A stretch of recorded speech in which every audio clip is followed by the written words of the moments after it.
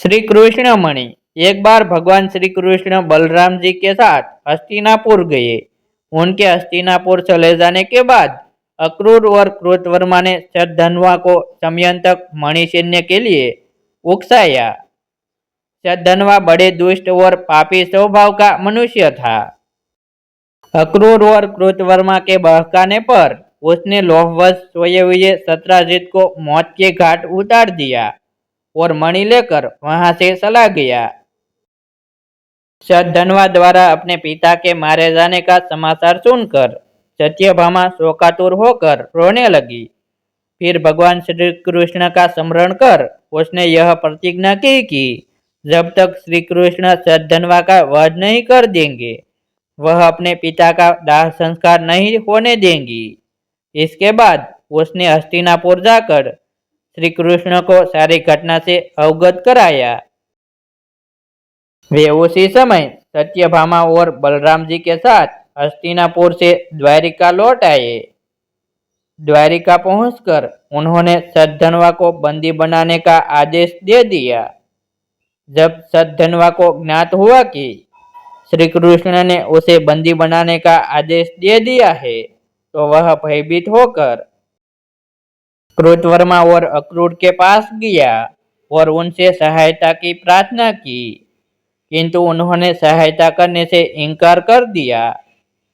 तब उसने समयंतक मणि अक्रूर को सौंप दी और अश्व पर सवार होकर द्वारिका से भाग निकला। श्री कृष्ण और बलराम को उसके भागने की सूचना मिल चुकी थी, अतः उसका वध करने के लिए वे रथ पर सवार होकर उसका पीछा करने लगे।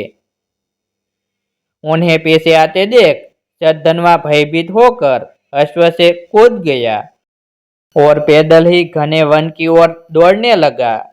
तब श्री कृष्ण ने सुदर्शन चक्र से उसका मस्तक धड़ से अलग कर दिया। इस प्रकार दुष्ट शतधन्वा का वध कर उन्होंने सत्यभामा की प्रतिज्ञा पूर्ण की। शतधन्वा की मृत्यु का समाचार सुनकर कृतवर्मा और अक्रूर भयभीत होकर अपने परिवारों सहित द्वारिका से चले गए। श्री कृष्ण अक्रूर से बड़ा प्रेम करते थे। जब उन्हें अक्रूर के द्वारिका से जाने का समाचार मिला तो वे अत्यंत दुखी हो गए। उन्होंने उसी क्षण सैनिकों को आज्ञा दी कि वे अक्रूर जी को ससम्मान द्वारिका वापस ले आए। शीघ्र ही अक्रूर को ससम्मान द्वारिका लाया गया।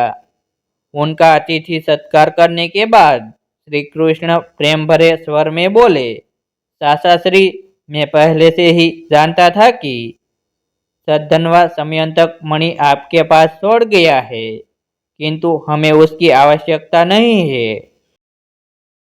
आप बड़े धर्मात्मा और दानी हैं, इसलिए उसे आप अपने ही पास रखें। उनकी बात सुनकर अक्रूर की आंखों से आंसू बह निकले। वे अपने अपराध की क्षमा मांगते हुए बोले, दयानिधान, आप परम दयालु और भक्तवत्सल है। मैं आपकी शरण में हूँ, आप मेरे अपराध को क्षमा करें। यह कहकर उन्होंने मणि उन्हें सौंप दी। तब भगवान श्री कृष्ण ने उन्हें गले से लगा लिया और वह मणि वापस उन्हें लौटा दी। अक्रूर जी ने तभी ये प्रण किया कि वे अब लालच से हमेशा दूर रहेंगे, क्योंकि लालच बुरी बला होती है। ऐसे ही धार्मिक वीडियो देखने के लिए हमारी YouTube चैनल सब्सक्राइब करें और वीडियो को लाइक करें।